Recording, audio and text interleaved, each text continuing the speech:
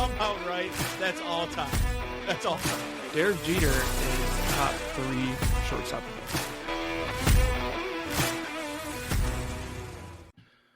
Good morning, good afternoon, good evening. Whenever you're listening to this is Tanks and Tutties, presented by Tubbs and Franke. Now listen, I'm facing you guys. I'm facing you, Franke. I did not want to do this episode. I thought about bailing so many times. I thought, how can I get out of this? I almost actually had to bail, like unintentionally. Work's been crazy. But yeah, I initially Saturday night, I was like, I'm not fucking recording an episode. There's no fucking way. But I'm here. I'm here to face the music, to talk, give you guys kind of an insight into how my weekend / past few days have been. Not good. But we're gonna talk. So we're gonna speed through everything to get through that, because that's gonna be a long conversation. You're not gonna see me yell and scream. I don't have the energy for it. And you know, when you have a good team like that, there's no point in yelling and screaming. It's just depression at this point. Expectations were high. I don't think my expectations on this podcast were high. I think I was excited. I think I just kept saying I'm excited. But in my mind, expectations were sky high. So let's get into it. Dynasty update. We have not played. We won't for a while. So I might not even bring it up in the future, but there will be a day where we get back to it when things settle down with our new jobs here. But for now, ain't going to be playing for a second. I haven't even touched a controller in 2 weeks. It's the longest period in years. Yeah, so before we get into it, Franke mentioned he's a little sick, so forgive him for his sounding. It's my flu. I feel like my voice sounds odd. I'm not sure why that is.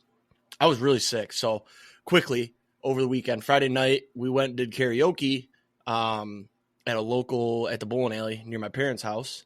That was fun. I was on the road Friday doing deliveries, and I stopped and got McDonald's. And then later that night, all my McDonald's came up. It wasn't from drinking. So we were at the karaoke. I had one vodka Red Bull to wake up because I got up at 5 a.m. No big deal. And then I ate some wings. And while I was eating the wings, I'm like, man, these are just bad. So I was like, I had a driver and everything. Sid drove. So I was like, I'm just going to get shit canned. So I went and bought a shot. We did a shot. I ordered one more drink, and I didn't touch that last drink. I couldn't even touch it. And then my mom looked at me. She goes, "You're looking green." And I said, "Yeah, I don't feel good." I did a song. I sang very well. For those that know, Stone Sour Through Glass. I got some surprise that was actually okay. Like, nobody said it was good. I think my mom said it was good, but that doesn't count. But it was okay, because it was that was my first ever solo karaoke performance. I've always done them with you or with others. So yeah, I was nervous, but it was fun. But yeah, I ended up puking in the parking lot, and then puking again in the parking lot. And then I told Sid, I was like, just get me home. I was supposed to go to her house. I haven't seen her in God knows how long, because she went on vacation. I was sick 2 weeks ago. I had what was that one? I don't remember. I think, super sore throat, but I didn't want to get her sick. She was going on her trip. So anyways, we got almost home. We were literally one street away from my neighborhood, and I was like, pull over, puked. And I was like, just go. Down the road, puked again. Got home, tried to pull trig in the bathroom, nothing left. And then grabbed a bucket, went to bed, woke up about 2 hours later, and then the rest came up. So yeah, Saturday I felt so shitty. I slept all day, literally off and on all day for hours. Sid came over, and she kept her distance. I thought I was feeling better, tried to convince myself it was food poisoning, and then just never got better. It was so bad. Like, I was supposed to go to my parents' house to watch the game with my dad. I didn't. I stayed home, watched alone, which was probably bad for my mental health. But we were texting, and I think we called. But I took a nap at halftime. That's how bad this was. But I'm going to go ahead and blame myself for this one, because I wasn't 100%. The team couldn't play 100%. We're not going to talk details. We'll get into that. But yeah, and then Sunday I woke up. I felt better. I had a lot to do. I got it all done. And then Monday I was 100%. So definitely just some food poisoning or something. But anyways, that's beside the point. Did you want to talk about your illness, or do you want to just go? No, I mean, I think mine is just a chest cold coming through. Paige kind of had it. Now I kind of had it. As you can tell, I sound more manly today. Maybe that's a good thing. I don't know. I feel fine other than the never-ending cough that seems to go on. But I work at home, so I'm pretty isolated from the world. Don't have to give it to anybody, and I can pretty much narrow down my one person that gave it to me as Paige. I will say the puking in the parking lot, I did that at my last job one time. Left sick for the day, threw up in the parking lot. It's rough. Dude, it's and I had Sid pull over to the side of the building where nobody could see me, and I ended up pulling trig. It wasn't going to come up on its own without a panic pullover, so I was like, let me just get this out and we'll get home, because it's like a 25-minute drive home. So, but yeah, really, really unfortunate. What was I going to say? Oh, my big fear was I just worked a 60-hour week last week on my feet all day talking to people. I'm like, I cannot be sick. I'm not going to be able to do it, and I don't want to call in, my second week. Yeah. So I got very lucky to wake up 100% on Monday. I bowled last night, had a couple beers, so the boy's back. But unfortunately, it happened on the Lions game day. But I am into superstitions, but I'm also like, what happened was going to happen eventually, let alone this game. And I'm kind of glad I wasn't with my dad and brother, because we probably would have. When the Lions / Michigan don't play well, we always end up attacking each other. So I'm almost glad I wasn't over there. So, but let's get into the episode. I'm going to fly through my locks and long shots.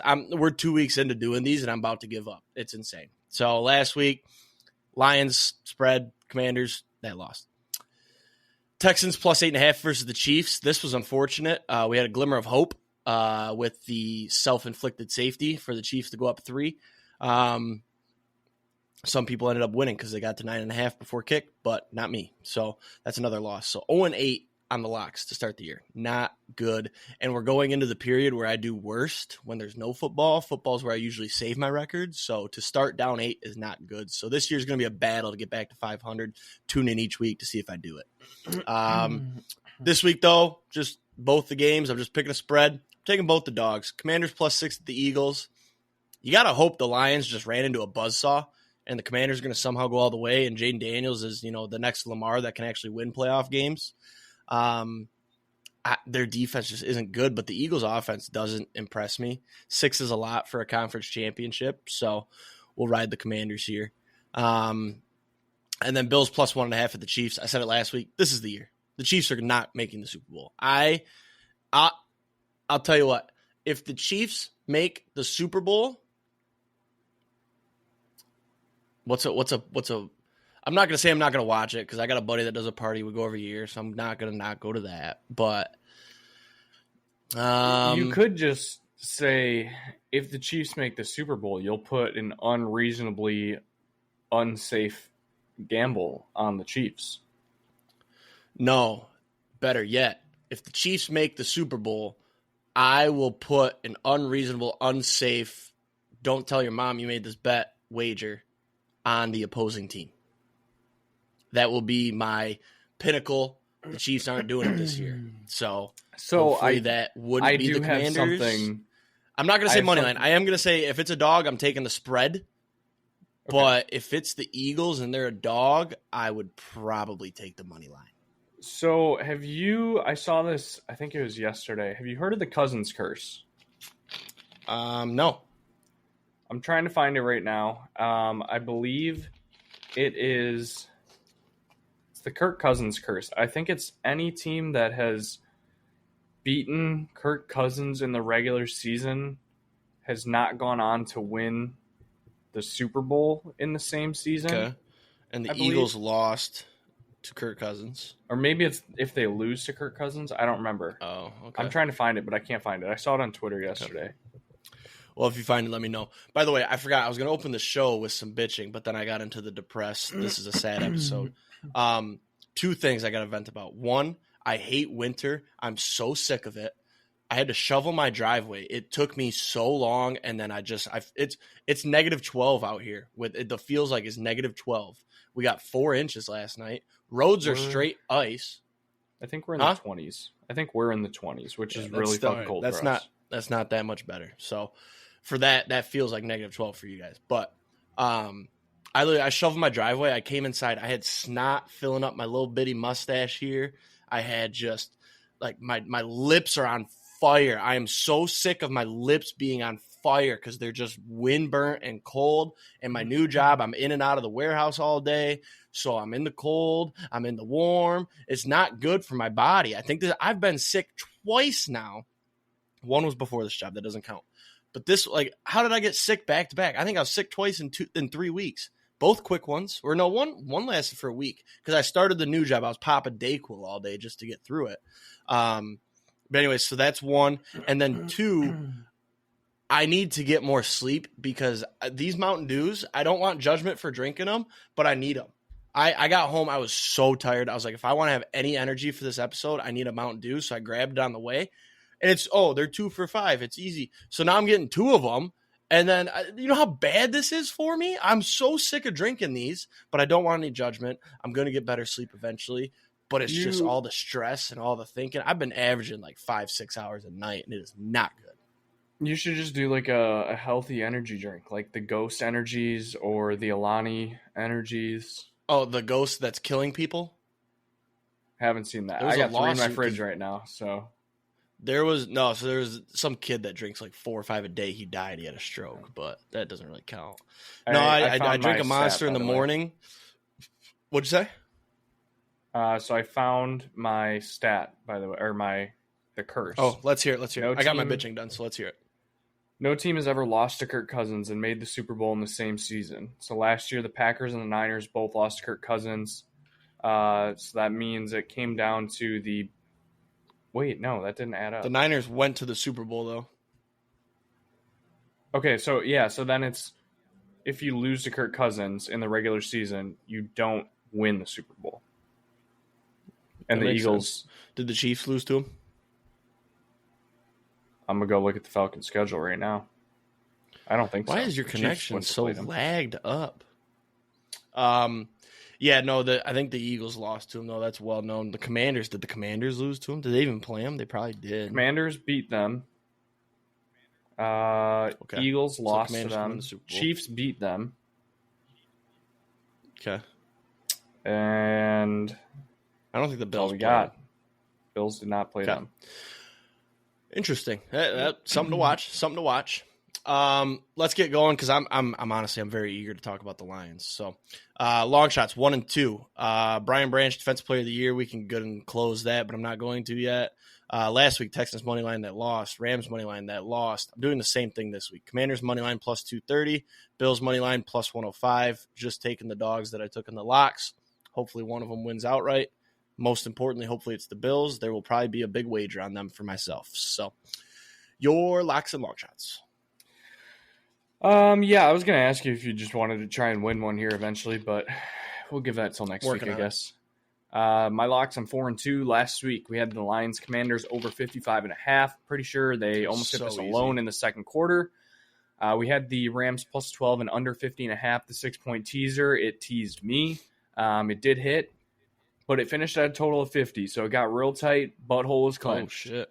Yeah. Bills Ravens first quarter over 9.5, finished 7-7, so we hit that. Went 3-0 last week. Pretty nice. This week we're going Atlanta Drive Golf Club money line tonight in the TGL. Patrick Cantlay, Justin Thomas, and Billy Horschel. I still haven't watched this, by the way. I need to watch it. You're missing out.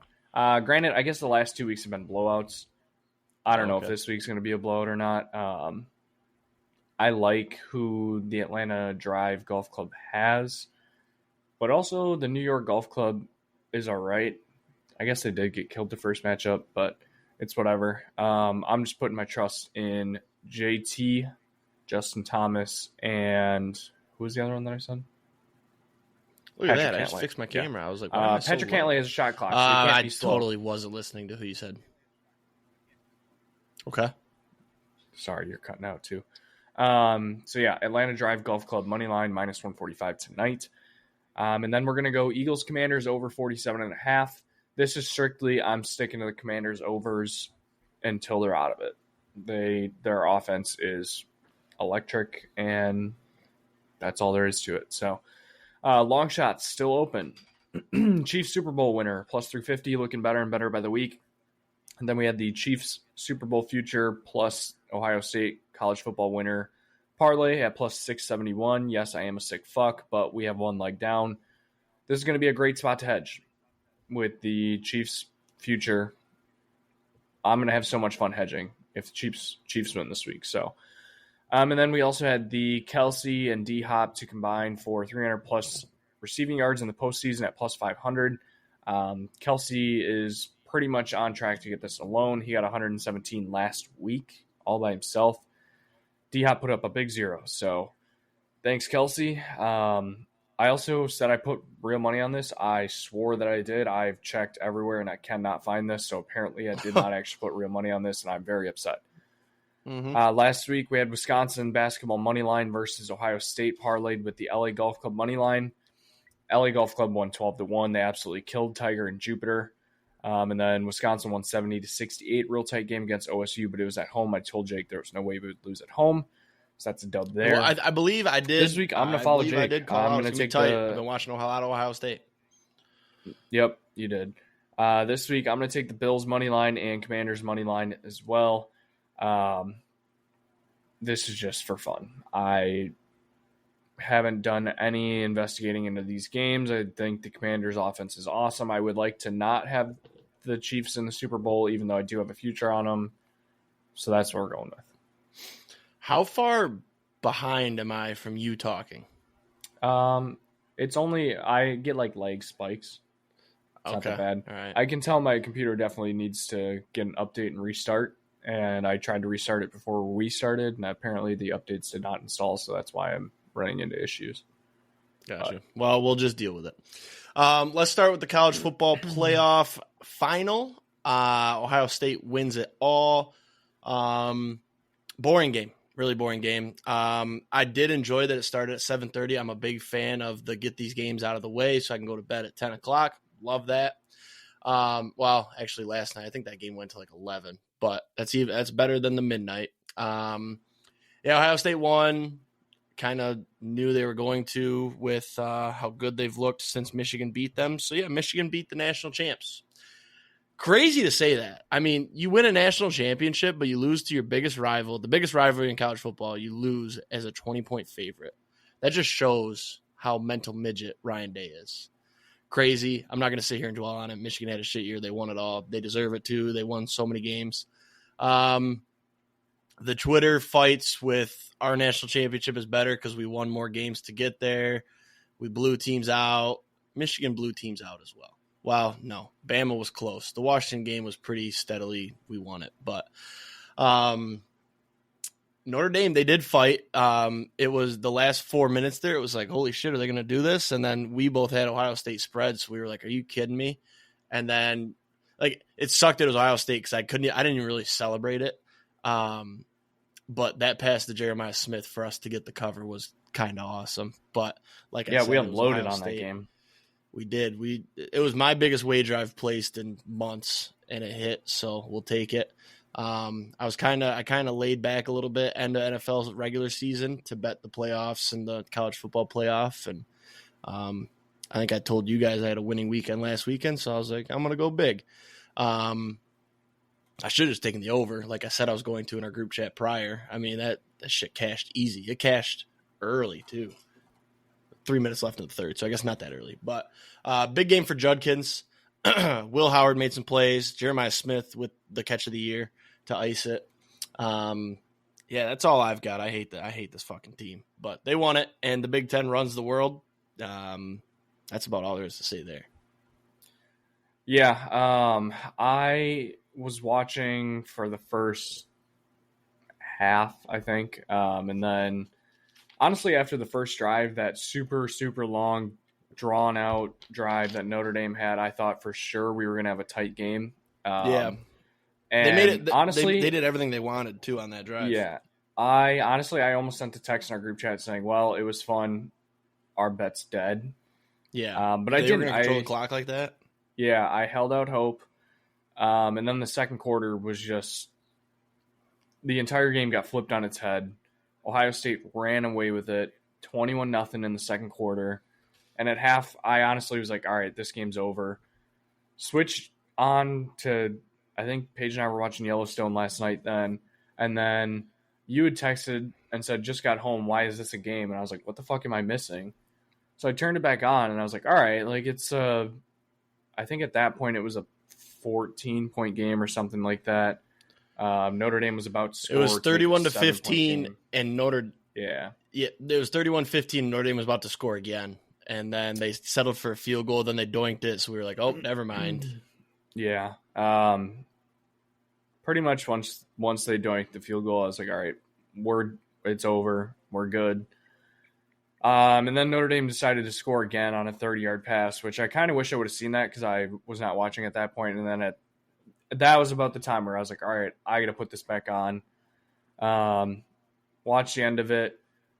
Yeah, that 50-whatever yard pass to Jeremiah Smith, though, probably the most I'll ever cheer for Ohio State. And it was just let's fucking go. We're back. And then that was it. Kicked field goal. They won. I don't know.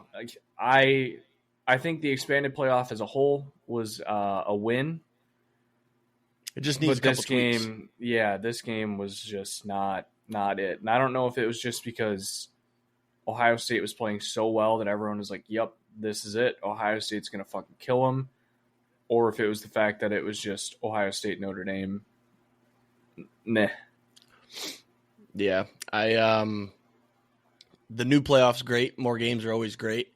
But you need tweaks in the seating for sure. And then I think it gave you a chance for upsets. Arizona State almost did it, And then Texas, Ohio State was a good game. It just scoreline doesn't really show you that. But I'd say it was a W overall. I'd say run it back and just change the seating if you can. Yeah. I wouldn't change anything too major. I'm not against expanding it even more, but at that point, then are you going to water it down too much? And are the first round games just really not going to mean anything at that point? I think 12 is going to be our perfect spot because if you, like you said, you add any more, you're going to get but who would have been in? And you would have had South Carolina in there. Bama would have been in there. Bama looked like shit when they played Michigan though. But then it's like, are you going to get like a Coastal Carolina in who gets blown out? And then it's like, why the hell did we put them in? Or so this year, if a you team like Ole Miss, if they would have got rolled, who knows? Yeah. So this year, if you would have expanded to 16 teams and got rid of the byes, we would have added Ole Miss, BYU, Bama, and wait, this is the AP. I'm not looking at the AP. I want to see the college football rankings. You probably would have added Bama for sure. They were first out. Now, Iowa State, I think. Bama, Ole Miss, BYU, Iowa State, I think are the four teams. Iowa State would have gotten rolled. Yeah. BYU would have gotten maybe not rolled. They had that game with Arizona State. That was fun to watch. But, yeah, no, I say keep it the way it is. Except for the seating. Just change the seating. Yeah, I don't have an issue with it. You got anything else on that topic, or do we move on? If it was anybody but Ohio State, I'd talk about this a lot more. But I just hate that fucking team and that rat Ryan Day. Yeah, I don't think I have anything else. Jeremiah Smith. Quinn Ewers, props to him. He could be the first. I think he should be the first quarterback off the board, but he's probably not going to be. He's just a real solid, fundamental quarterback, and I think he's going to be really good in the NFL. His career is going to go one of two ways. He is going to be absolute shite from the start, or he's just going to be your serviceable. He's going to be your. Let me see if I can find the comparison in my head. He's not going to be great. No, you know what? I changed my mind. He's either going to be just absolute shit from the jump, or it's going to be like, holy shit, how did this guy fall to this team? the Lions late. And then it's gonna be like, dude, this guy's talent. Oh my god! And so I can't think of a comparison there. Well, so I was thinking like a ceiling of like Brock Purdy. See, I would not with want like a Brock little Purdy. bit. Well, yeah, but like okay, that was just the first thought. Give me a ceiling of. Give me a ceiling of. Maybe like a CJ Stroud. No, I don't. He's weird. He's had some really good games and some really shite games. Give me a ceiling of like a Herbert, but take out. Give me a ceiling of Herbert, but the Twitter Herbert ceiling that people always drum up. You know, like we haven't really seen it. Where he's like the best quarterback in the league. Yeah, like he's so much untapped potential. And then or give me Daniel a floor. Jones. Yeah, that's the perfect comparison. Yep. Yeah, I mean, he's played big schools. He's played big games. He's had great games. He was, had a crazy game against what's it called? Arizona State. He played great. He threw some fucking dimes. He just got, I think it was the unfortunate circumstance of having a 5-star Manning behind him, So I'm let's very talk excited football, to though. see Arch next season. Or NFL. Yeah, that's going to be really fun to see. I Arch guarantee versus he's a Bryce one and Underwood done in the playoff is going to go crazy.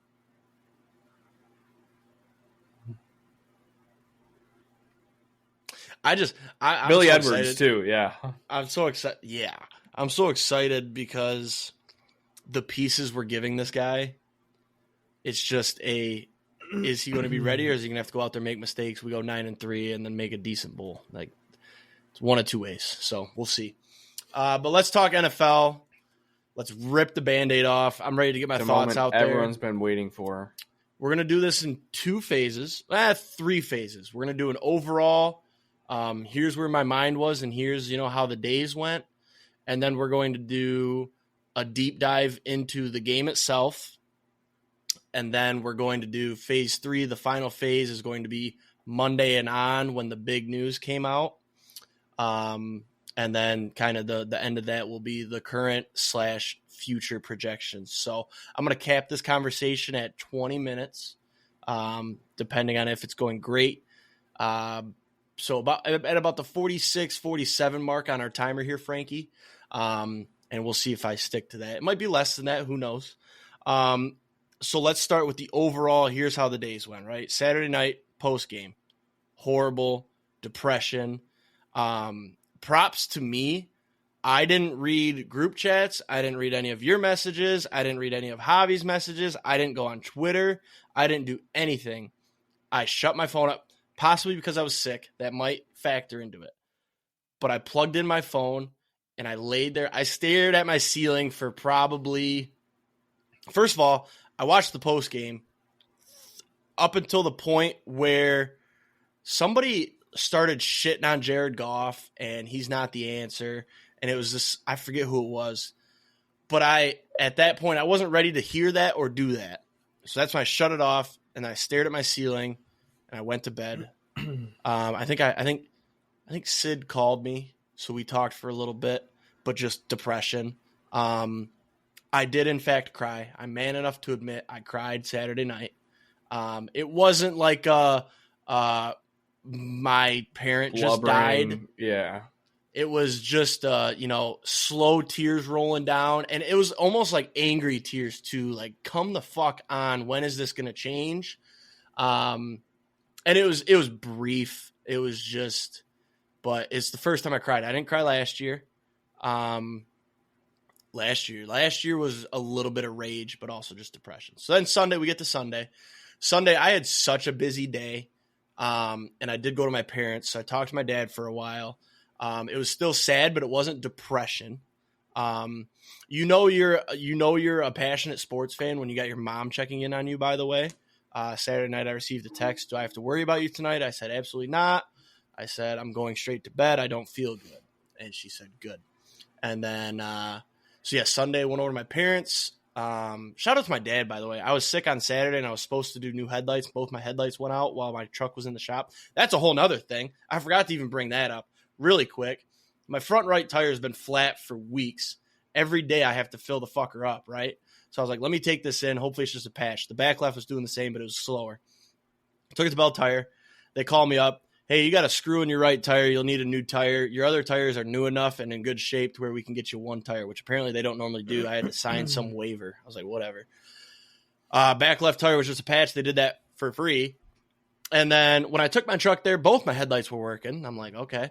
And then I get the price. It was $350 for one tire. This was, I think, Friday I picked it up. $350 for one tire, right? So I get home. I think I showered, got ready to go to karaoke, and then I booted up my truck, and then both the headlights aren't working. I'm like, are you serious? So those dumbasses left the lights on the whole time. And here's the thing. They tried to tell me, oh, yeah, you need one of your headlights is out. We can replace that. I'm like, I heard $350, and I'm like, let me nickel and dime this. I'm not paying $350 for one tire. So I'm like, oh, take the headlight off. I'll do that. I told him I had the headlight. I didn't. But I'm like, it's a $15 part. I'll put it in myself. Turns out It wasn't a $15 part, by the way. But anyways, where was I going? I got scatterbrained. Oh, yeah. It took off $30. So it was $380. That was $350. And I'm like, how is this $350, man? And he goes, well, you got the $55 tire protection guarantee. And I'm like, I don't want that. I'm getting a new set next year. I don't want to have one brand new tire and 3 partially used. I'm getting brand new tires next year. Then I found out 21-year-old Tubbs wanted the cool, fresh Colorado with the blacked out look. Turns out you got the highest end of tire there ever was in the world. So I had to pay $300 for this tire. And then because of this waiver thing I had to sign, I had to get the tire protection plan. So $350 for one tire. I'm like, I should just have him do the damn headlight. So anyways, literally get home. Those fuckers left it running or the lights on. So then both of them died out. And so then anyways, so I told my dad and I was like, hey, let's do this Sunday or Saturday. I was supposed to go over there to watch the game, do the headlights, right? He finds out he finds out I'm sick. So he's like, hey, I'll pick up your truck. I'll leave you my car if you have to go anywhere. Just pick it up on Sunday. So shout out to Papa Tubbs. He did it for me. It was like $50 for freaking headlights. And then I had two taillights, 2 running taillights or something that had to be replaced. But anyways, so that's beside the point. But just a shitty weekend, right? I dropped, $450, $500 on car parts. Anyways, so then Sunday went over there, thanked him, did the whole thing. We talked. It was still fresh, so we didn't really talk much. So then Sunday night, started to get better, started hopping back on Twitter. Still never went back and read any of those texts. I don't think I ever will because it wouldn't ruin our friendship, but I think it would stir some shit up. And I don't. So Franke did send an apology to myself and my father. He said none of that was directed to you guys because I think, correct me if I'm wrong, but I think you thought I was feeling some type of way because I literally didn't send a text to you in the group chat, to you in the other group chat, or to you personally. So I think you thought I was feeling type of way, but it truly was. I didn't read any of it, so I didn't even know. And I'm not going to lie. I definitely thought that you were just that pissed off that you didn't say a single thing because I was like, granted, I knew that like you were hurt and like you weren't going to say anything. But also at the same time, I was pretty fucking ruthless with my texts that were going on in that group chat. Yeah. And I let full emotion get the best of me and went full toxic anti-Lions on this entire group chat of Lions fans. So I thought for sure Jake was going to be hurt a little bit. So I'm glad you haven't read those. And if you're not going to, that's probably the safest for our friendship. I honestly, if I did read them, our friendship wouldn't be in jeopardy because I know who you're targeting with those in that group chat. And the text solidified that with you saying, you guys are actually all right Lions fans. You're pretty humble, which is, I feel like it's true. I didn't come on here and say, fucking best team in the league. I was honest. I said, I think we got the best offense in the league, but I'm pretty, I think the pain of all the years has grounded me. But anyway, so never read those. The text was nice. I asked my dad, I was like, how bad was it? He goes, it was pretty bad. And I was like, oh. I will. So there's 2 things I will tell you. I did send this banner that I custom made. I saw the banner on your Snapchat Lions fans. It says first round bye 2024. And then I did send one long message Sunday morning, just basically saying that I hope Lions fans were humbled and that you're not all bad, but there are some bad eggs. and how I rooted for the Lions last year, but this year a lot of the fans became unsufferable, and I hope that they remember where they came from. Basically saying, you guys haven't won anything, so until you get there, act like it. Yeah, that was the big one. So we're good. We're good. The podcast is still going. We're here. I don't plan on reading any of it because it'll not even just for like I'm afraid it's going to affect us. It's just truly I don't want to stir up those feelings of Saturday night again. I'm trying to avoid it. When I see it on Twitter, I scroll past it. So anyways, so Sunday was kind of the turnaround. Talked to my dad. Got a couple things out, but it was fresh. And then Monday morning, I was doing really well. I was like, all right, it was a fun season. The fact that we won all those games with all those injuries, sure. And then I kind of shifted into this mindset of hopefully Jaden Daniels goes down as holy shit. How did this guy, not go number one overall? And we look back and, not even 5 years, say in 3 years, we look back and go, damn, what a tough draw for the Lions that year. That's my hope. That was my hope Monday. And then that news came out that we're going to get to here in a little bit. And then I kind of stepped towards the ledge a little bit more and got a little pissed off and some conspiracies started in my head. And that's when I returned to the group chat with you guys, was after I got out of work and saw the news. That's when I made my return and kind of gave you my thoughts. So we should mention this. Jake literally did not text in our group chat for like 3 days. Yep. So all of Saturday, all of Sunday, late Monday. Monday, it was like, I think it was like 4:30 or 5 o'clock, I think was the first text. That's what when I would have got out of work. So, and that was with the Lions coordinator leaving news. We'll get to that. So it wasn't Sunday. There was nothing I wanted to say. I don't even think I opened the group chat. At one point I had 145 unread texts between the two group chats. I have another group chat with some work guys.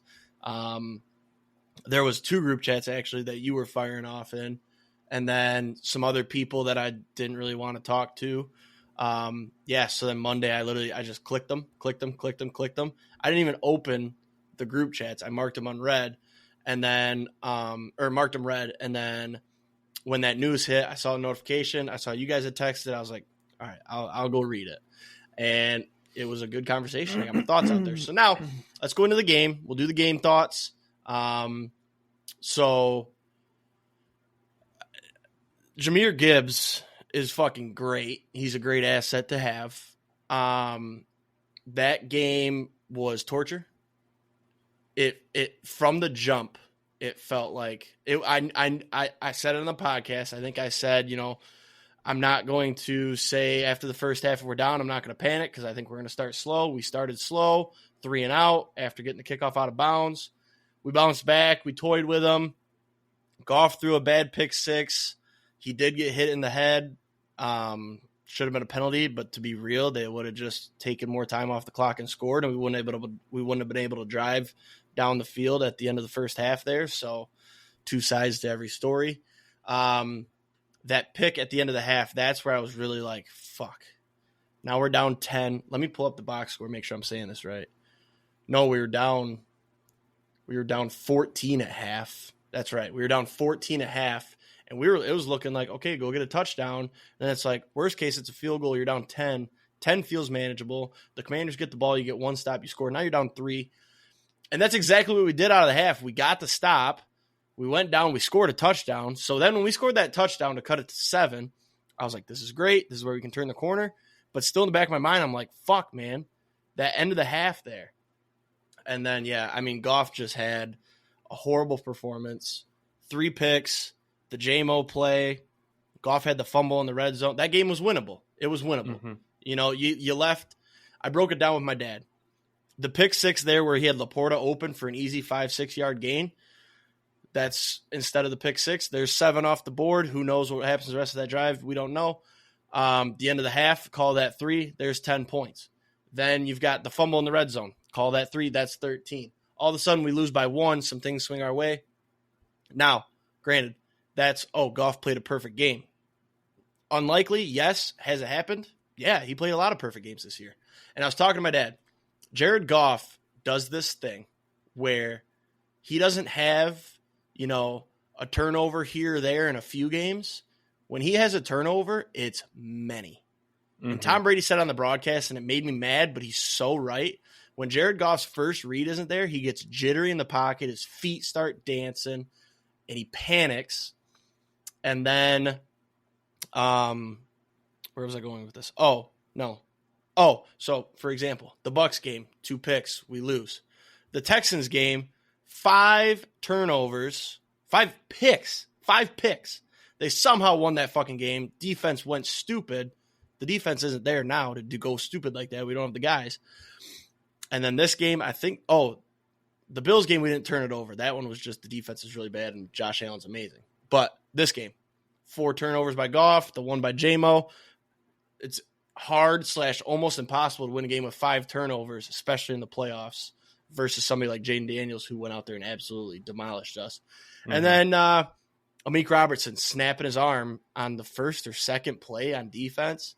There goes your guy that just locked up Justin Jefferson. And look at the receivers. They were open all night. We had no pass rush whatsoever. And even if there was a pass rush, Jaden Daniels would have got loose and done the thing Josh Allen did to us. So I think it was either going to happen here or the Eagles game, but the defense just wasn't there. I'm not going to sit here and blame injuries, but I will say it's the biggest what if of my lifetime with how good this team could have been if they had just a few less injuries. I'm not going to say all 18 because no team ever stays perfectly healthy throughout the year. But I did this with my dad. I said, if you give me back Amik Robertson, Carlton Davis, Aleem McNeil, we'll leave Hutchinson out of it, and then Rodrigo maybe. There's 4 out of the 7 starters you lost throughout the year. I think that game is entirely different, And then what was I going to say? But yeah, I think it was 18 defensive players on IR. It was 6 starters, and then there was 4 of those starters backups were also on IR. So just an all-time bad injury year. Fire every trainer that's ever worked on the staff, bring in a whole new crew, and hopefully we're healthy next year. I'm not going to blame injuries. It's football. They happen, but just some bad luck. And in my head, I'm like, what could have been if we just had a little bit more luck on the injury train? Oh, also the Amik Robertson, friendly fire, Jack Campbell, second one of the year. He did it to, it was either Rodrigo or Anzalone. I can't remember which one, but he hit him. And it's like, I get it, man. You're aggressive. You're chasing down the tackles. But that dude was going down. Robertson had him locked up. You lead in with your shoulder, and you fucking snap his arm. He had 2 elbows. Like, what the hell was that? It was bad, yeah. And then I always love those. No, sorry. I don't love those injuries.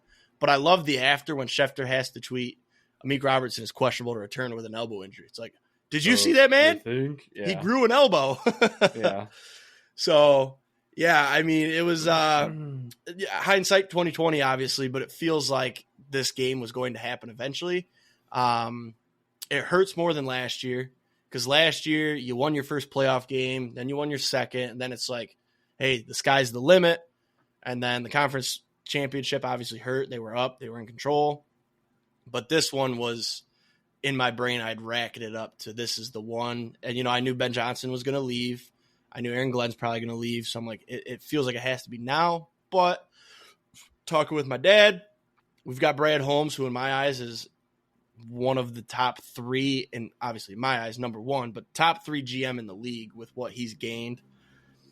Jared Goff still has great games. We just have to try to find a way to tell him to, hey, man, throw like 1 or 2 picks because you don't have a defense that's going to get you 1 or 2 back to cancel out the 4 turnovers you just had. Yeah. But I truly haven't been on social media enough to see what Lions fans are saying, but I'm sure there's people calling for Goff's head. Not yet. Yeah. I'm going to tell you right now, there's a lot of that. A lot of people are saying Goff is not the guy. They need to move on. I mean, it's just I was shocked. What do you want him to do? Look at what the Packers had to do. They had to draft Jordan Love. He had to sit for 3 years. He didn't have to. there's no way he would have started as good as he did without sitting behind Rodgers. It would have taken a couple years. The thing is new quarterback, you're going rebuild mode. You know, you're going to have a year, you're going to miss the playoffs, especially if you draft one. You know, you're going to miss the playoffs. So if one came up, but there's no big names out there for free agency. You know, I'm not replacing Jared Goff with Sam Darnold. We saw what he did, and he's probably the biggest free agent quarterback there is.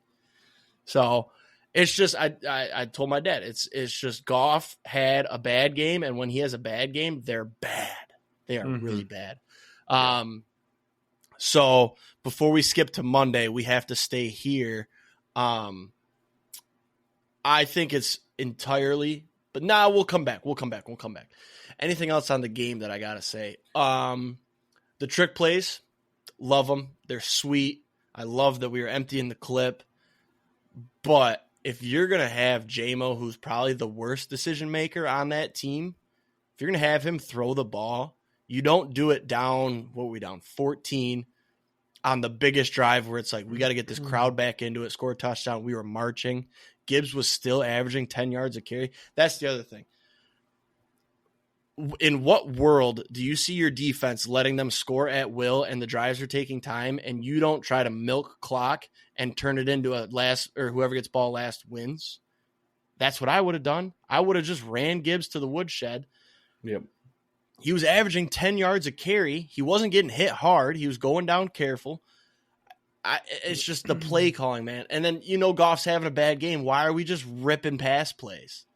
And then, then having J-Mo throw a football is just, how do you not, that trick play, they talk about all the time how they practice them quite a bit. How do you not hammer into his head? Dude, if it's not there, look to run. If that's not there, just throw the fucker into the stands. Yeah, I don't quite understand what the point of stopping using Gibbs. Like, I fully understand that, like, Montgomery is your ground and pound power back, but like at that point you didn't need power. You needed to get as many yards as you could, as many points as you could, as quick as possible. It didn't make any sense. And honestly, from a mostly unbiased fan watching that game, I said it was over in the third quarter. Let me try to. I'm going to disagree on that one just because we did cut it 31-28 in the third. When was the pick six? The pick six was second quarter, 24-14, but then we came right back and had that J-Mo 61-yard rush a minute later. I don't remember when it exactly was, but there was something right after half that I was like, oh, it's over. Well, not right after half, but you know what I mean. Yeah, I don't know. Because we got the stop after half, then we scored. So then, and that was a 91-yard drive, so I was like, we're back in this. And then, what happened after that Gibbs touchdown? Oh, the Commanders went on an 8.5-minute just punch you in your mouth drive. That was, when they went up 10 with 13 left, I'm like, man, we need a touchdown on this drive. We didn't get it. They scored again. And that was the J-Mo pick, was the drive after the Brian Robinson second touchdown. So, yeah, the game was over when J-Mo threw that pick. And, I kind of just melted into my couch. Actually, I think J-Mo threw the pick. I melted in the couch, sat there for a second, then migrated to the bed. But, I mean, you can't even say a hell of a season because it's just so disappointing.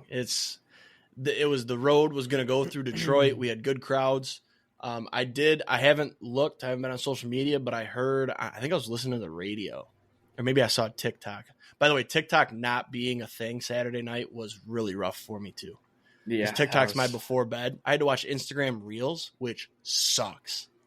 It's ridiculous. No, it was tough, 100%. It was just everything was going bad for me. Saturday was a bad day. Sick, the Lions lose, TikTok's gone. It was so bad. By the way, we're at 49. Yeah. We're just gonna have to keep going. I mean, this is how it's gonna go. But anyways, that's your game recap. Yeah, the Lions outgained the Commanders by 40 yards, but 5 turnovers to 0 is just not gonna win you a football game. It did one time, and it was because your defense stepped up and played great, and they didn't. So. I will say, I don't have thoughts or questions before we get to Monday. I mean, it's hard to I tweeted, I'm not going to lie, from our account on Saturday night that I did see that. I was going to be very toxic, and it's very hard to be toxic when you've coped already. No, and I knew. So Saturday I was like, nah, I'm not fucking recording. Sunday I was like, I'm not fucking recording. Then Monday I was like, we're gonna record because I've got some shit to say about what happened on Monday. And now that I've like coped and settled, if we recorded on Sunday, we probably would have gotten into not a screaming. I told you I'm not gonna yell, but a back and forth. No, shut the fuck up, listen. But I've coped and I've accepted. Like I'm not a grass is greener guy. I'm not looking at the future. I mean, I've looked, but I'm still sad, depressed, disappointed. Disappointed is the best word there is. Just so much disappointment. No, I was gonna say we haven't had one of those screaming ones in a while, and I kind of wish that we could have one of those because I think those are some of our best episodes, to be honest. But it's probably a good thing that we don't have them. I guess coming from the lion hater inside of me, I'm glad that you're getting to experience this version. Last year it was like you guys were good, but you weren't necessarily expecting like Super Bowl. No, last year was literally, I think I said a million times. Yeah, I think I said a million times on the podcast. I think I said just win a playoff game, first one in my lifetime. And then I was like, from there, I'm happy. And so last year I was happy. And I think I was way, way, way more depressed after the 49ers game, that episode, because that one felt like we're going to do this. We're going to go. And I'm going to get to talk about, that's the thing I kept thinking throughout that game. I'm like, I'm going to get to talk about the Lions playing in a Super Bowl for 2 weeks. And then we're going to get to recap it. And I'm going to get to watch it. And then if they win, and da-da-da. So I did that whole thing. So I think that one, but I mean, this one hurt more, but I experienced hurt last year. So now I know how to deal with it. And it's just kind of like, it's just sports. It's a different hurt this year because the expectations were up here. Where that's what I'm saying. Like, I'm glad you guys got to experience that because not to like come off as like cocky or anything, but that's what take out the last 2 years. That's what the last like decade of Packer. Well, I guess you had a generational quarterback, and like every year you can do it. Super Bowl or bust, Super Bowl or bust, right. Super Bowl or bust, and we just every year you bust. Pause. Yeah. And I mean, like, I will say, I said all that in the group chat, and honestly, it's getting to the point Packers fans don't have much more to talk about. Yes, we do. We have a Super Bowl. We have a couple rings. We haven't done shit in 10 years. Like, the only thing that you'll have is that the Lions fans that we're currently referring to would hang a banner of beat the Packers the last 4 or whatever it is, or 4 out of the last 5 or whatever. They would hang that, and it's just, I think that's not me. I like to talk the shit, and it's funny that I always have that above you, but you can always hit me back with okay, I've seen a Super Bowl. Do you know what that's like? No. So I also will say, I've never seen Twitter so anti-Lions, and granted, a lot of it was Packers fans, but also there were a lot of other fan bases that were speaking up on it too, and that's where I was like, all right, I gotta say something in this other chat. The Lions Twitter, the one that I'm on, is mostly fine. Like your Tony D's, I follow this page called that video.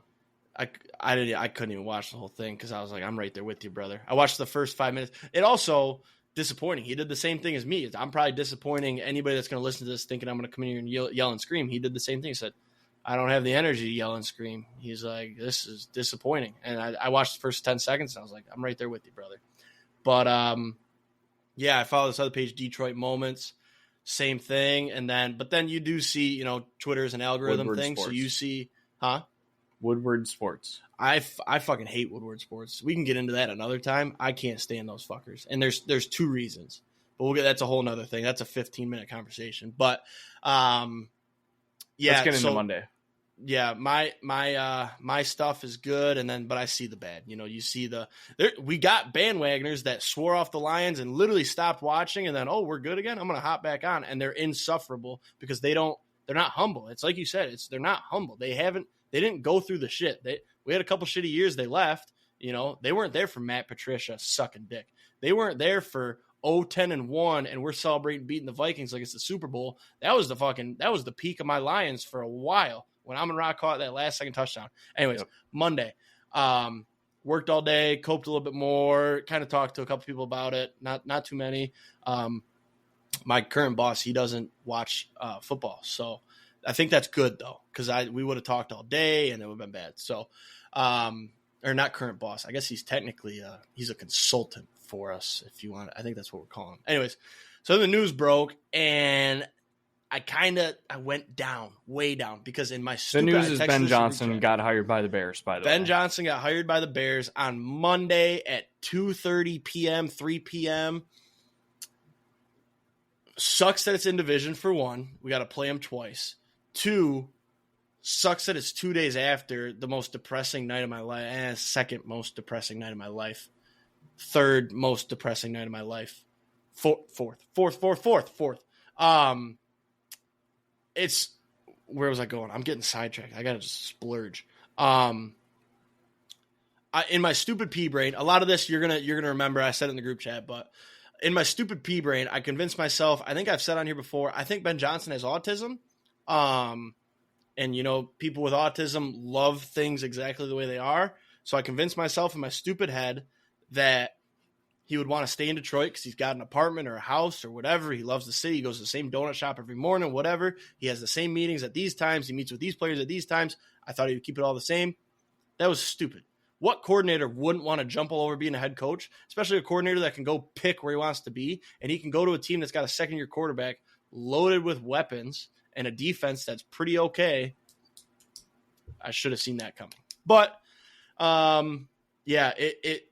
there's two sides to this. It fucking drives me nuts that he was interviewing the week before our divisional round matchup. It pisses me off that coaches can get hired while there's games still happening. And this never happened to me before because it didn't matter. Lions were out of it. Their guys aren't even getting interviewed anyways. But now that it happens, we just lost this big game. You were interviewing last week, and you're telling me that you didn't have some numbers thrown at you. You're telling me they didn't say, would this sound good? And then it brings me back to Saturday. That dude's head couldn't have been fully in the game. He's thinking about Mike McCarthy snagging the Chicago job from him because Chicago's like, well, we can't wait. And Ben Johnson's like, well, fuck, the conspiracy is that he threw the game so he could get the job before Mike McCarthy. I don't think that's true, especially if my autism take is somewhat true. He's not going to throw the game. Two, but subconsciously, he wasn't fully in that game. And if you go back and you look at the play calling, you look at like I said, run the ball. Nope, he's panicking, throwing pass plays. Then he draws up this trick play with J-Mo. That's a panic play call. His head wasn't fully there. He panicked. He drew up a shit game. He called shit plays. I'm putting 70% of the blame on the NFL for allowing people to get hired when the season's not even over. It should be after the Super Bowl. I'm going to put 22% on Ben Johnson for his head not being in it. And then I'm going to put 5% of the blame on Jared Goff. I'm going to put 3% on 3% on the defense. So I none on Dan Campbell. I think that added up to 100. Dan Campbell didn't make any decisions that cost us the game.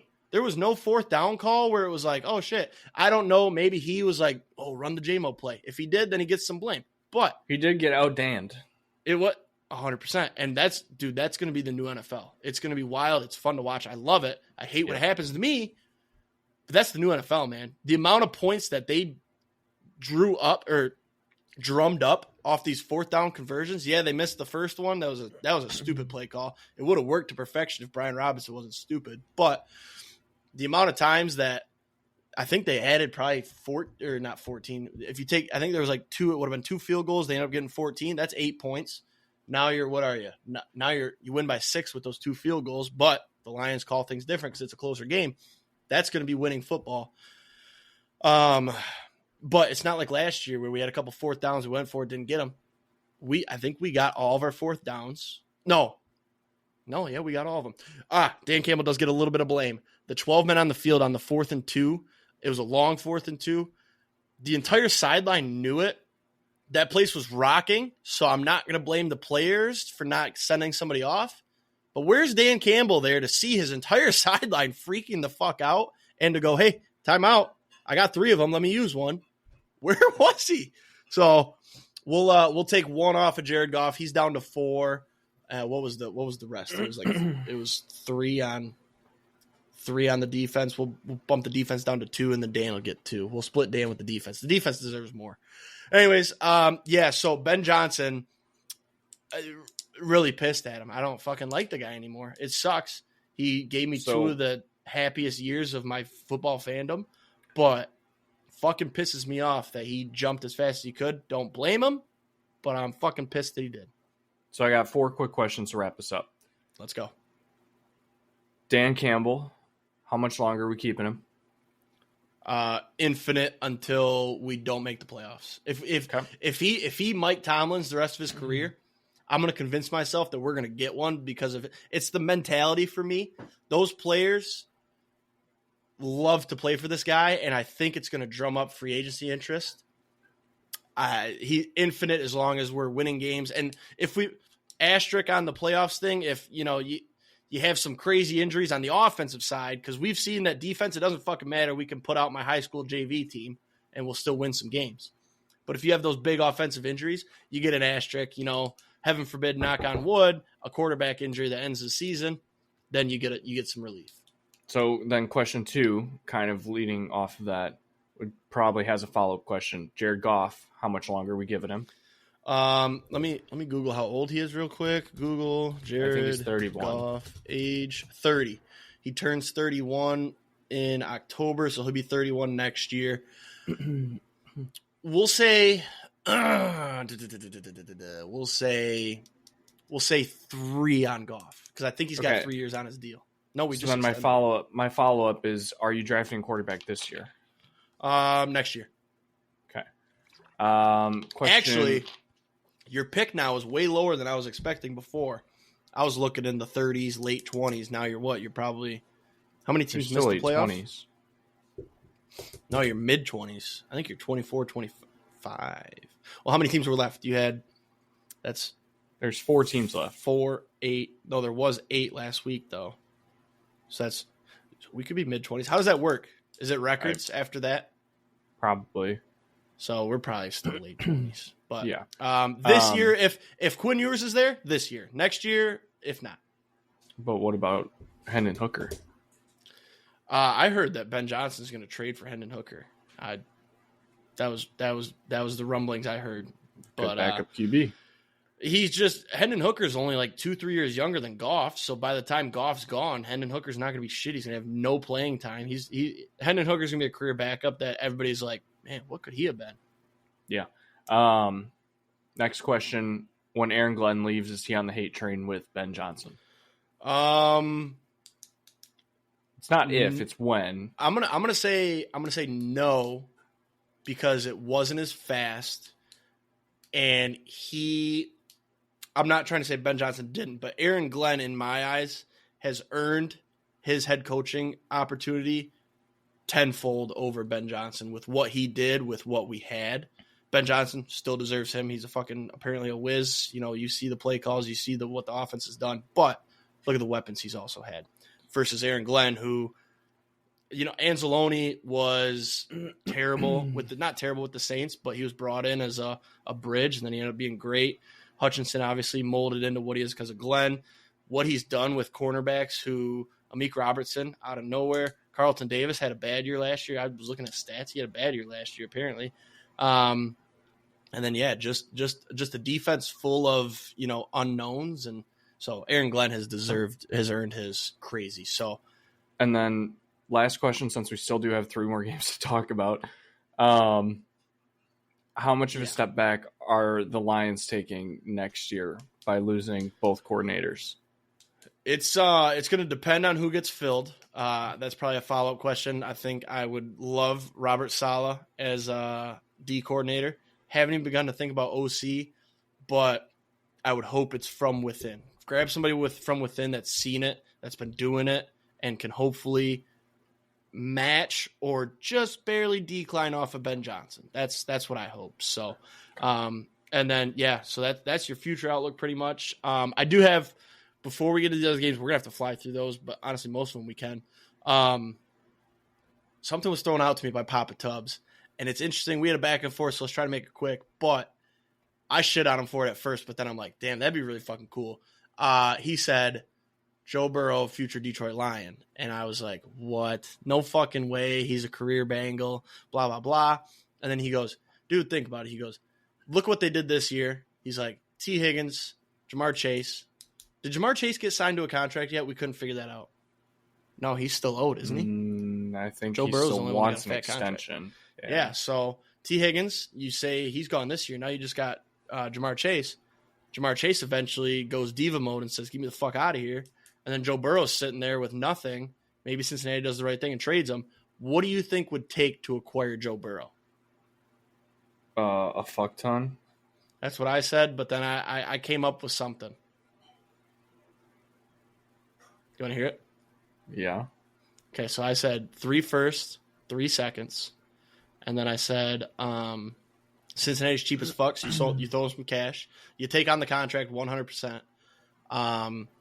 And then you need a player or two. I think I came up with what did I come up with? Rodrigo, who was the shitter, but he's fun. And then I said a wide receiver that we future draft and make look really good. How soon are you trying to put this into motion? Higgins is gone this year. Chase stays. Chase leaves next year. Next 2 years. After 2 more seasons. Okay. Obviously, I see it as that is never going to fucking happen. Joe Burrow's one of those guys who don't trade until it's the end of his career. But 2 things by that point, Burrow's probably 28, which I give guess me a still 28-year-old Joe Burrow over 34-year-old. That's still Jared prime. Goff. And B, I think you'd set your team back so far at that point. That would be the buy-in for a fucking Super Bowl, and pray to God you get one. Yeah. Pray to God the guy stays healthy, and pray to God you get one, because you're starting your 10-year rebuild when you make that trade. Yeah. So, anyways, so future outlook, not going to do that yet. We'll get into that later on, but not a good weekend, but solid conversation there. Sorry I wasn't more fired up and you couldn't be toxic, but it's hard to be toxic to a guy that sees it how it is. 20 minutes longer than we expected. I figured it would. So let's fly then. Chiefs beat the Texans. Fuck the Chiefs. Patrick Mahomes, I've got one thought on this game and one thought only. Kyrie Fairbairn, choke artist. CJ Stroud, decent game, but not great, but it was cold. Patrick Mahomes, there needs to be a Patrick Mahomes clause in the roughing the passer penalties, roughing the passer, unnecessary roughness. There's got to be a Patrick Mahomes clause. You know how people, they name rules after people when they do shit? When he's fucking running around as a runner, you're a runner now. You can't fucking go down and then get a call. That shit was bullshit. He's running around behind his blockers, then he goes down. The flop out of bounds didn't get called. There needs to be a flop rule. Well, and then the Will Anderson roughing, just not roughing. We need to be able to review that shit. Slow it down, look at it, and go, no, boom, undo. That needs to be a thing. They need to call it the Patty Mahomes rule or the State Farm rule. No, they'll think I will say part of me doesn't blame Mahomes because he knows he's going to get the calls. That's what I talked about last night exactly. I said, I can't blame the guy. It's smart as fuck. I would want my quarterback to do that if he could get those calls. But I hate it as an outsider who also hates Patrick Mahomes because he's so fucking good. It needs to be fixed. But if my quarterback could do it, I wouldn't be sitting here bitching. If I had Lamar who could do it, I'd say, man, will you start, doing some of that? Yeah. I don't blame the guy. Yeah, no, that's pretty much all I had on that game. they got their free agent ad of the year in Travis Kelce for the playoffs. So, yeah, that was a good grab. Rams Eagles. This game was a bit of a snoozer. And then the snow kicked was up. fun. Yep. Snow kicked up. That was cool. It was close to half. It was 13-10. And then the Eagles were kind of running away with it at the end. They were up. Were they up 16? They were up 2 scores, and then that was when Big Cat tweeted my pinky saved or something. 28-15. There you go. That game was over, and then Matt Stafford drove down so fast. Then the Rams got the ball back, and so the end of the game, 70 yards in a minute and 48 seconds for the Rams. It did, and that was when the snow was real bad. It was, I believe, it was snowing. Like that was a vintage Matt Stafford snow game performance. Yep. It was cool. And yeah, the end of that game was fun. Saquon Barkley, awesome. Saquon deserves all the love from every running back ever because he's going to get running backs paid. Yeah, absolutely, 100%. I mean, just the fact that dude was out there, and I don't know. I wish we could see the offers he got, but the Eagles truly, Giants, you fucked up with that. I'm glad he got out of New York. The thing is, if the Giants had him, the Giants wouldn't be good. Change shit. No, it wouldn't change shit because they'd be having fun, just a running back doesn't work. You got to have at least a receiver and a quarterback that can get it to him, and let alone AJ Brown and Devontae Smith. So that way you open it up for Saquon, and especially you got a running quarterback like Jalen Hurts. Now it really opens up for Saquon. And yeah, when he busts those loose, oh man, that 78-yard touchdown, he's fun to watch. He's fun to watch. But yeah, like once again, like it felt like the Eagles dominated that game, and it ended up close. Like they choke in the fourth. I think they played down to talent, not down to talent, down to their opponents. Now we got Eagles Commanders NFC Championship, which I'm gonna retract out of my Lions just lost and could have been in this game. Eagles Commanders divisional game for the championship is sweet, and it's also they've played twice. They were both 1-score games, and they split. That's awesome. It is this game could go either way. The Eagles could steadily win it, or the Commanders can get feisty. It can be back and forth, or the Commanders can go out there and just shit on them. You know, it can go both ways. So just depends on the Eagles' game plan. Are they going to try to throw the ball out with Hurts, who not a very good thrower, if you ask me? Then not recently, I think, at least. But if they, with the way Gibbs ran against the Commanders, the Eagles got to be going Saquon. You're getting 30 touches, and they'll win that game, no problem. So, and then Ravens Bills. This was, for me, game of the weekend. I know a lot of people saw Lions Commanders and thought it was a phenomenal game, fun to watch. I know you obviously loved it because you're hating.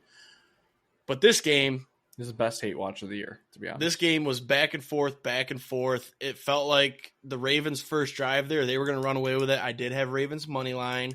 And then Josh Allen is just Josh Allen. It came down to the wire. Mark Andrews dropped the tie game 2-point conversion. I will say there was a lot of time on that clock, and I think Josh Allen could have drove down and got the field goal. The other thing, too, I don't know if I sent this in our Twitter group chat or not. They run that same 2-point conversion play every single time. Do they? With Mark Andrews? They roll out to the right, and they throw it to either the receiver or the tight end on that side every single time. Mm-hmm. And it's like, okay, I get it would have worked here. It should have worked here. Should have, yeah. He fell into the end zone, and it just... But you got to have something else. I don't know. Also... But you have Derrick Henry. You have Derrick Henry. Just run it up the middle. 2 yards. That's what I just said. Yeah. What was I going to say? What did Derrick Henry have? 84 yards and a touchdown? I'm going to try to look at... He's like 86. Let's see. So, 7-7. It was 21-10 at half. And the Ravens came out in the third and dominated. They didn't get that 2-point conversion. Imagine if they did. That would have been crazy. And then, fourth quarter, Bills did just enough. They got the stop when they needed it. How many yards did Lamar rush for? 39. 39, okay. I always look. the betting mind of mine. I'm like, how many people threw Lamar in their parlays 40 plus at like minus 200 as a leg, and now they're pissed. Yeah. Yeah, this was the game of the weekend. It was just back and forth, and actually, you know what? It kind of wasn't back and forth. Though now I'm looking at it. Bills went up 14-10. Ravens cut it, or Bills went up 14-7. Ravens got a field goal 14-10. Josh Allen scored right at the end of the half there, 21-10. And then the Ravens came out, kicked the field goal. Their defense was firing, touchdowns. So then it was back and forth. The fourth quarter was awesome. So I think you see Mark Andrews and Justin Tucker not on the Ravens next year. I completely agree with that. Did you see what Des Bryant tweeted? I saw that on SportsCenter today. He said Mark Andrews going to get cut, and then he's like, "What happened to the last Ravens wide receiver, or what happened to the last Ravens receiver that dropped a ball that could have got him to the Super Bowl?" And it was Des Bryant, and they cut him. So, we got to find a way, seeding wise, where the Chiefs have to play these teams in the divisional, so we can get Ravens Bills conference championship. Have to. Give me. The problem Ravens. is the Chiefs floor is the AFC championship. Like, no, I know. Last until 7 years Mahomes isn't in it. Yeah. Nope. So here's what we're gonna do next year. You ready for this? I wish we could write this down and remember to look at it, but Ravens versus the Bengals in the divisional. That would be a really fun game. That way we get Bengals or Ravens in the championship. Don't care which one. Probably the Bengals because Lamar can't win the divisional. No, they went to the conference championship last year, didn't they? Yeah, they did because our Ravens-Niners future. And then Bills-Chiefs. Bills beat the Chiefs. Boom. Next year, Bills to the Super Bowl.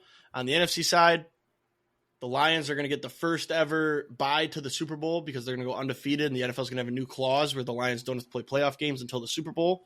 And then that's we're going to be crazy. In the Super Bowl. You have to beat the Packers twice.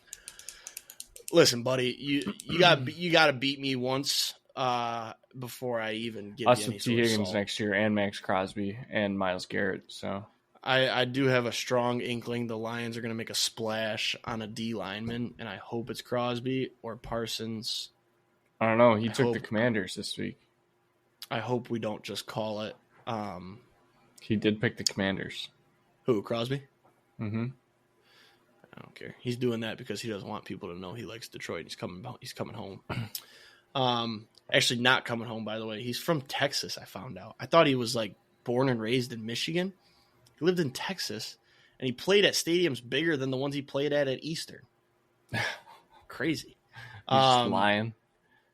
So yeah, quick picks. I'm gonna go Bills Eagles Super Bowl.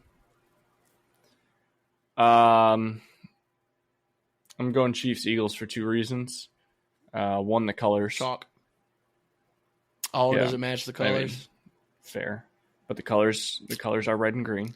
Fucking and then, I mean, I would love to take the Commanders and have Commanders Chiefs, and then be able to hedge with the Commanders.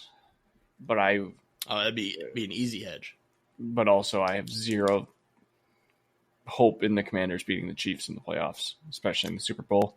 Yeah, at least if it was Chiefs Eagles, I think could see the Eagles winning that game. So, who's favored, Chiefs or Eagles, if they play?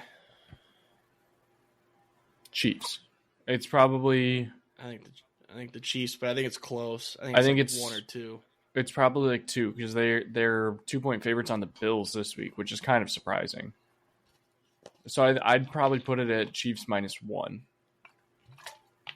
Yeah, Bills +2 is a nuke. All right, real quick, Super Bowl reflection. So I had Lions Bills. RIP. Still the Bills though. You had Packers Ravens. You're dead. Paige had Ravens Lions. She's dead as well, but she did say or Chiefs versus Eagles. So congratulations, you took two of the favorable matchups, I guess. I got a shit on Paige any chance I get because she beat me in picks. I'm still salty about it. But yeah, Chiefs and Eagles. Wow, crazy. Let me pick the Super Bowl rematch with probably two of the three favorites for the Super Bowl. Yeah. Why don't you throw in Chiefs versus Eagles or Lions? Anyways, I'm just fucking around. But that's going to do it. Thanks for listening to the long one. I got my thoughts out there. That was good. I do think coming weeks will reflect even more, and we'll have more things to say.